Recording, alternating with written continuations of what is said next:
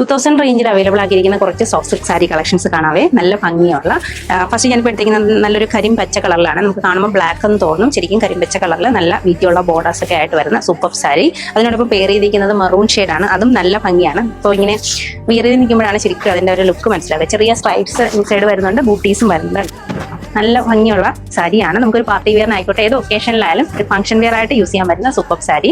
നമുക്കിത് റേഞ്ച് വന്നത് 2000 റേഞ്ചിലാണ്. ഇതിനോടൊപ്പം നമുക്ക് അവൈലബിൾ ആക്കിയിരിക്കുന്ന ബ്ലൗസ് ഇതാട്ടോ, മെറൂൺ ഷെയ്ഡിൽ നല്ല ഭംഗിയുള്ള ആ ബോർഡേഴ്സ്, ഈ ഒരു ബോർഡേഴ്സ് തന്നെ സ്ലീവ്സിൽ കൊടുത്തിട്ടുള്ള സാരിയാണ്. ലൈറ്റ് വെയിറ്റ് ആണ്, സോഫ്റ്റ് സിൽക്കിലാണ് വന്നിരിക്കുന്നത്. അപ്പോൾ നമുക്ക് ഇതിന്റെ ബാക്കി കളക്ഷൻസ് അവൈലബിൾ ആണ്, അതുകൂടെ കാണാം. നെക്സ്റ്റ് എല്ലാവരും ചോദിച്ചു വരും ഇപ്പോ ബ്ലൂ ഷെയ്ഡിലുള്ളതാണ്. ഇതും നല്ല ഭംഗിയാണ് കാണാൻ.